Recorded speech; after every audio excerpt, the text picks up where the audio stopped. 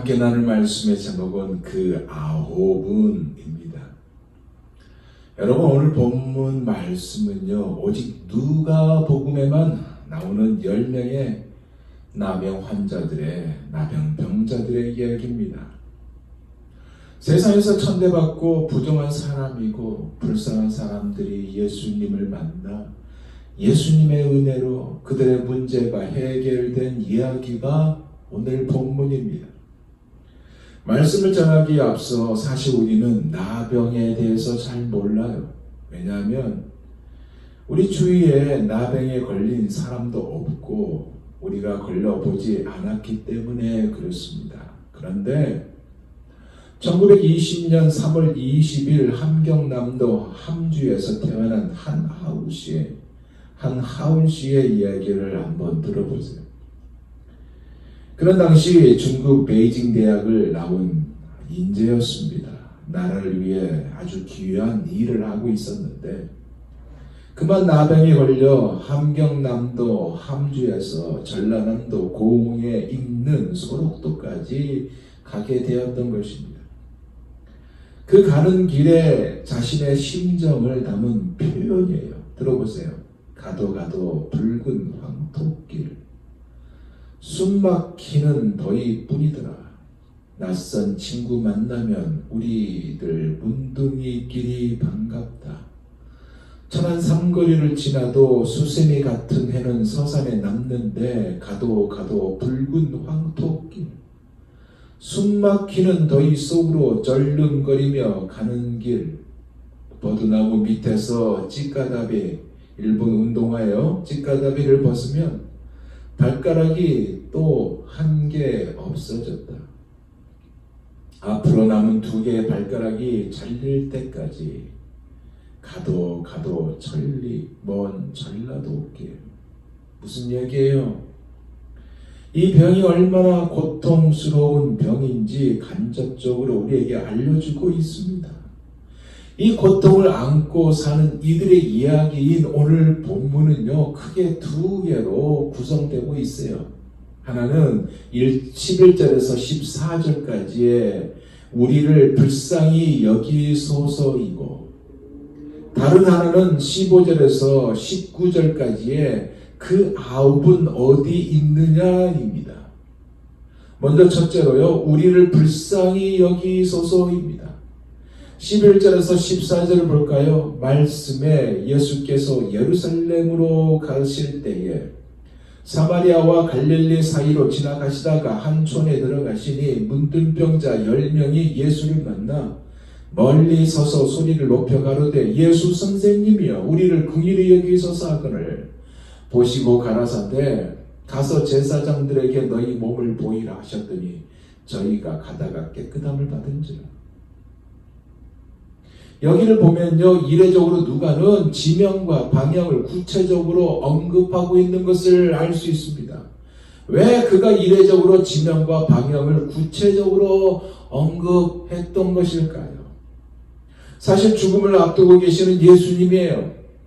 북쪽 갈릴리로부터 예루살렘으로 가는 예수님의 마지막 여정이 이 길이고, 사마리아와 갈릴리 사이인 국경에 있는 한 마을에 들어가셨다는 것을 누가가 이야기하고자 하고 있습니다. 사실 이스라엘 사람들은요, 남쪽인 예루살렘으로 가기 위해서 사마리아를 통과하거나 우회를 합니다. 그런데 거의 다 우회를 해요. 그렇지만 예수님은 우회가 아니라 사마리아와 갈릴리 사이 옆으로 가신 것입니다. 이 길은요, 베레아 지방으로 가는 벳산 주변의 도로로 이 길에 있는 한 촌으로 들어가신 거예요. 즉, 이 마을에 들어가신 예수님을 소개하기 위함으로 지명과 방향을 언급했다는 것입니다. 그러면 이 마을은 어떤 마을일까요? 바로 나병 환자들의 마을입니다. 그러니까 예수님은 예루살렘으로 가는 도중에 어쩌다가 들어가신 것이 아니라 의도적으로 이스라엘의 소록도를 찾아가셨다는 것이고, 이 문둥병자를 찾아내어 이 나병 환자들을 찾아내어 고쳐주시기 위함이었다는 사실입니다. 사랑하는 여러분, 주님은요, 당신을 찾지 아니하던 자에게 찾아내는 분입니다. 이사야서 65장 1절에 이렇게 말씀하고 있어요. 나를 구하지 아니하던 자에게 물음을 받았으며 나를 찾지 아니하던 자에게 찾아냄이 되었으며 내 이름을 부르지 아니하던 나라에게 내가 여기 있노라 하였노라. 새 번역은 이렇게 표현하고 있습니다. 나는 내 백성의 기도에 응답할 준비를 하고 있었지만 내 백성은 아직도 내게 요청하지 않았다. 누구든지 나를 찾으면 언제든지 만나려고 준비를 하고 있었지만 아무도 나를 찾지 않았다. 내 이름을 부르지도 않던 나라에게 나는 보아라 나 여기 있다. 보아라 나 여기 있다. 이 말씀입니다. 무슨 얘기입니까? 긍휼하심을 베푸시는 하나님이라는 사실입니다. 그러면 긍휼히 여긴다는 의미가 무엇일까요? 상대방의 처지를 마치 나의 처지로 알고 동정하고 돕는다는 말의 의미예요. 한여레오 바드메오가 예수님을 향해 다윗의 자손이라고 소리를 질렀습니다. 이 소리의 핵심이 뭔지 아세요? 우리를 불쌍히 여겨달라, 이거 나에게 자비를 베풀어 달라는 고백입니다. 이 고백 아니에요. 왜냐하면 예수님이 누구인지를 알고 있기에 그의 절박한 것이 그의 그만큼 절망이 예수님을 불렀고 그의 그만큼 절망이 믿음을 갖게 했으며 그의 그만큼 절망이 조용히 하라 꾸짖었어도 더욱 크게 소리질러 예수님이 그의 영혼의 울음소리를 듣게 하였습니다. 이 10명의 나원주들도 마찬가지예요. 이들의 그만큼의 절망에 큰 외침이 있게 하였고 이들의 그만큼의 절망이 자신들도 나을 것이라는 믿음을 가지게 하여 기도 즉 멀리 서서 목 놓아 부르짖었는데 하나님의 긍휼은요 한 번도 만나 뵌 적도 없었고 어떤 중한 병도 나병 환자도 고쳐주셨다는 믿음을 갖게 하였고 멀리서 10명이 소리 높여 질렀고 율법에 따라 접촉이 금지된 그들을 피해갈 수 있는 거리임에도 불구하고 긍휼의 은혜가 임한 것입니다. 이 긍휼함이 순종으로 이끌지 않습니까? 14절을 보세요. 보시고 가라사대 가서 제사장들에게 너희 몸을 보이라 하셨더니 너희가 가다가 깨끗함을 받은지라.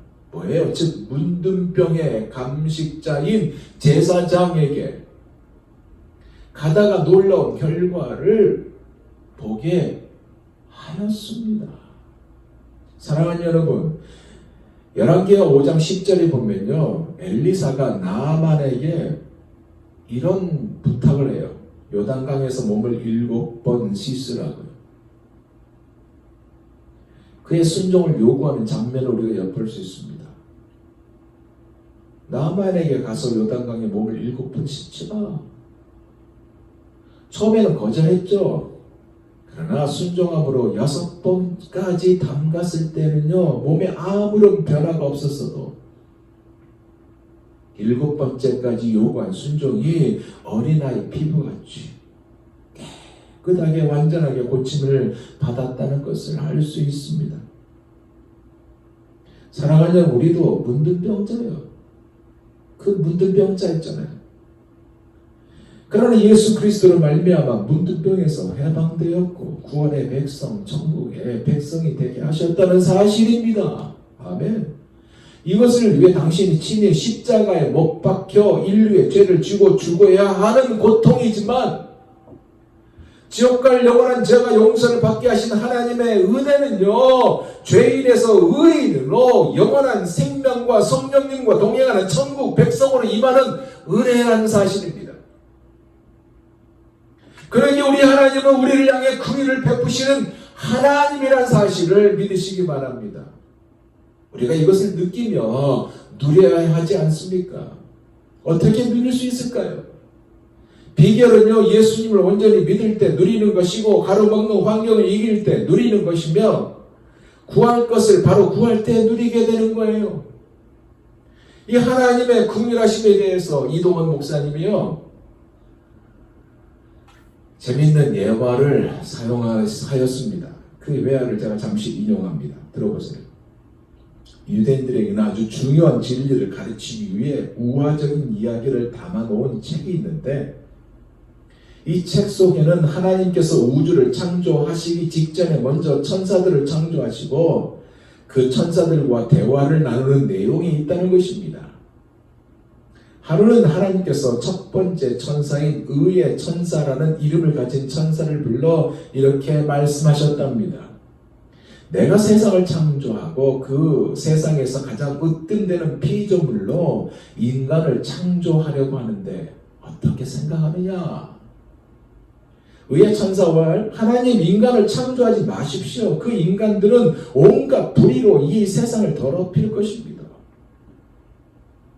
두 번째 천사인 거룩의 천사라는 이름의 천사에게 똑같은 질문을 했답니다. 거룩한 천사는 이렇게 대답했습니다. 하나님 인간을 창조하셔는 안 됩니다. 그 인간들은요, 이 세상을 더러움으로 가득 채우고 말 것입니다. 하나님께서는 세 번째 천사인 빛의 천사를 불러 또 다시 같은 질문을 했습니다. 빛의 천사는요, 하나님 절대로 인간을 창조하셔서는 안 됩니다. 인간들은요, 이 세상을 어둠으로 만들고야 말 것입니다. 하나님께서는 네 번째 천사인 긍휼의 천사를 불러서 또 다시 질문을 했어요. 내가 인간을 창조하려고 하는데 그대는 어떻게 생각하느냐? 이때 긍휼의 천사는 다른 천사와는 전혀 다르게 대답했답니다. 하나님, 인간을 창조하셔야 합니다. 하나님께서 인간을 창조하시면 이 세상은 불의하고 더러워지고 어두움에 잠길지도 모릅니다. 그러나 하나님, 이 불의와 더러움과 어둠 속에 있는 인간들에게 저는 기어이 그들을 사랑하시는 하나님의 사랑을 이야기할 것입니다. 그리고 그들이 새로워지고 하나님께서 기대하시는 사람들이 되도록 그들을 하나님 앞으로 인도할 것입니다. 무슨 얘기예요? 하나님의 긍휼하시면 지금도 우리를 사랑하시고 돌보시며 우리를 포기하지 않으신다는 것입니다. 그리고 우리가 도저히 상대하고 싶지 않은 그 사람까지도 포기하지 않으시고 그를 향해서 다가오시고 기다리시고 기회를 주시는 하나님입니다. 그래서 그의 긍휼하심을 쫓아 중생의 시스템과 성령에 서럽게 하고 계신다는 이 사실 아닙니까? 이 사실을 믿으시기 바랍니다. 이제 마지막 두 번째로는 그 아홉은 어디 있느냐입니다. 15절에서 19절까지를 볼까요? 그 중에 하나가 자기의 낳은 것을 보고 큰 소리로 하나님께 영광을 돌리며 돌아와 예수의 발 아래 엎드려 살해하니 저는 사마리아인이라. 예수께서 대답하여 가라사대 10사람이 다 깨끗함을 받지 아니하였느냐? 그 아홉은 어디 있느냐? 이 이방인 외에는 하나님께 영광을 돌리러 돌아온 자가 없느냐 하시고 그에게 이르시되 일어나 가라. 내 믿음이 너를 구원하였느니라 하시는. 이 구절의 핵심이 뭘까요? 예수님의 서운함과 감사함입니다. 아시다시피 10명은 제사장에게 가는 도중 자신들의 병이 깨끗해졌어요. 얼마나 기뻤겠습니까? 그런데 아홉은 다른 곳으로, 그리고 그중 사마리아인만 감격하여 가던 길을 돌이켜 예수님께로 와서 예수님의 발 아래 엎드려 감사드렸습니다. 병에서 나은 구원의 감격이 넘쳐 있었고 예수님께 생명을 바쳐 살아갈 수 있다는 마음으로 넘쳤습니다. 하지만 고침을 받고도 감격을 모르는 9명은 감사가 없었어요. 주님의 서운함이요, 바로 그 9은 어디 갔느냐 이었고 슬퍼했습니다. 왜 이들은 마치 화장실에 들어갈 때와 나올 때가 다른 모습인 감사를 하지 않았을까요? 바로요, 받은 복에 눈이 어두워져 감사를 망각했기 때문이고 고침이 최종이라고 생각했기에 그렇습니다. 은혜가 임했어도 이제는 예수님이 필요하지 않다고 여겼기 때문이고 다 같이 고침을 받았기에 책임을 넘기는 모습과 고침은 당연하게 여겼기 때문입니다. 사랑하는 여러분, 사실 고침을 받은 10명 각자가요 다 감사를 해야 했던 것입니다. 사마리아인처럼 즉시 감사해야 했고 뒤로 미루면 안 되었던 것이에요. 고쳐주신 감격으로 큰 소리로 엎드려 감사해야 했고 물질로도 감사해야 했습니다. 제사장에게 몸을 보이고 그동안 만나지 못한 가족과 사회로 돌아가는 것도 중요했겠지만 자신을 낫게 해준 주님께 먼저 찾아와서 감사하는 것이 더 중요하였다는 것이에요. 이것이 주님의 기대였고 주님의 1만 달란트 빚진 자에 관한 이야기와 같은 내용입니다. 마태복음 18장 23절에서 27절 말씀이잖아요. 들어보세요. 이러므로 정국은 그 종들과 회개하려 하던 어떤 임금과 같으니 회개할 때 1만 달란트 빚진 자 하나를 데려오매 갚을 것이 없는지라 주인이 명하여 그 몸과 저와 자식들과 모든 소유를 다 팔아 갚게 하라 한데 그 종이 엎드려 절하며 가로되 내게 참으소서 다 갚으리다 하거늘 그 종의 주인이 불쌍히 여겨 놓아 보내며 그 빚을 탕감하여 주었더니 여러분 우리는요 1만 달란트를 빚져서 평생 갚으려도 갚을 수 없는 사람들이었습니다. 그런 우리의 빚을 친히 십자가에 달리심으로 탕감해 주셨어요. 즉 태어나서 지금까지 앞을 못 보는 장님으로 살았는데 어느 날 예수님을 만나서 눈을 뜨게 한 것이고 눈이 뜨게 되었던 것이고 눈 뜬 것에 대해서 살아있는 동안에 계속 감사해도 모자란다는 말씀이에요. 왜냐하면 그리스도의 십자가의 대속을 통해 영원한 소망을 가지게 되었기 때문에 그렇습니다. 혹시 우리가요 감사를 잃어버리지는 않았습니까? 예전에는 있었는데 지금은 어떤가요?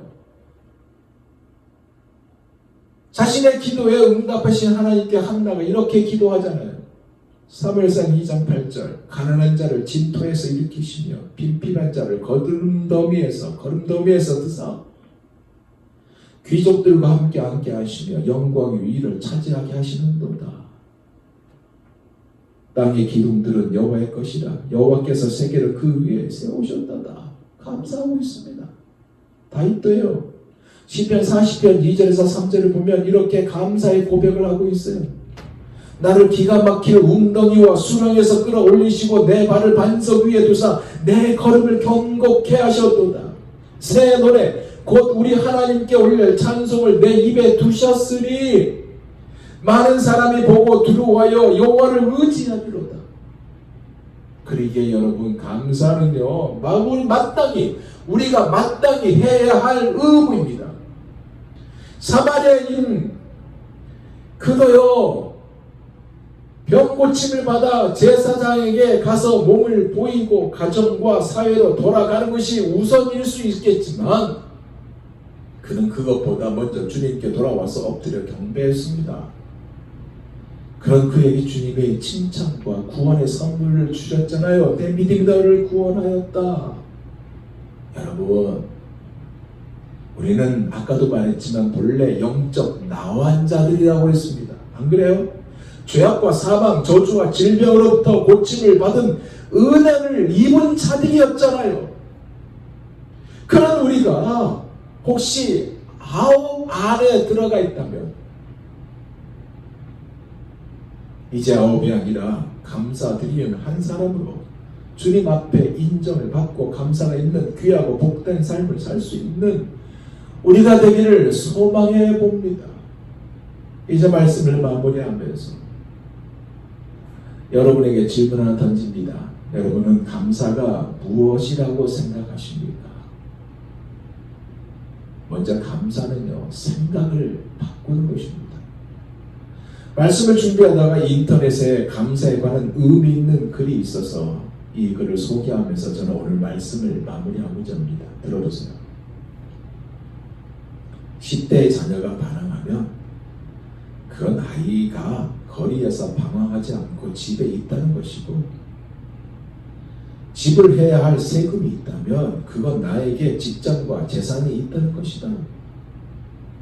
파티하고 나서 치워야 할 것이 너무 많다면 그건 친구들과 즐겁게 지냈다는 것이고, 옷이 몸에 좀 끼인다면 그건 잘 먹고 잘 살고 있다는 것이다. 닦아야 할 유리, 고쳐야 할 하수구가 있다면 그건 내 집이 있다는 것이고, 주차장 맨 끝 먼 곳에 겨우 자리 하나가 있다면 그건 내가 차가 있다는 것이다. 난방비가 너무 많이 나왔다면 그건 내가 따뜻하게 살고 있다는 것이고, 교회에서 뒷자리 아줌마의 엉터리 찬송이 영 거슬린다면 그건 내가 들을 수 있다는 것이다.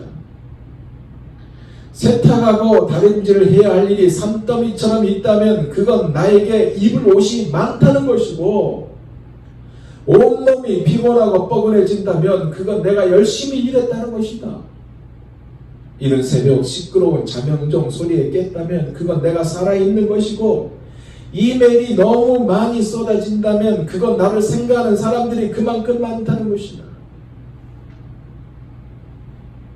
우리는 감사합니까? 아주 작은 것이라 할지라도 감사합니까? 혹시 지금의 현실 때문에 감사를 잊어버리고 있지는 않습니까? 하나님은 우리를 그렇게 사랑하셨는데 우리는 왜 그 사랑의 답을 못하는 것일까요? 오늘도 우리 하나님은 우리의 입술에서 감사의 고백을 듣기 원합니다. 이 찬송이 우리의 고백이 되기를 원해요. 찬송가 304장 3절 가사예요. 하늘을 두루마리 삼고 바다를 먹물 삼아도 한없는 하나님의 사랑 다 기록할 수 없겠네. 하나님의 크신 사랑 그 어찌 닿을까? 저 하늘 높이 쌓아도 채우지 못하는 하나님 크신 사랑은 증량다 못하네. 영원히 변치 않는 사랑 성도여 찬양하세. 여러분, 스펄전 목사님이요 이런 말을 했어요. 촛불을 보고 감사하라. 하나님은 달빛을 주실 것이다. 달빛을 보고 감사하라. 하나님은 햇빛을 주실 것이다. 햇빛을 보고 감사하라. 하나님은 7날의 빛을 주실 것이다. 지금 우리의 현주소가 어디일까요? 그리고 오늘 주님이 하신 이 말씀이 무엇입니까? 10사람이 다 깨끗함을 받지 아니하였느냐? 그 9은 어디 있느냐? 이 이방인 외에는 하나님께 영광을 돌리러 온 자가 없느냐? 주님의 이 질문에 여러분은 어떤 답을 하시겠습니까? 기도하겠습니다.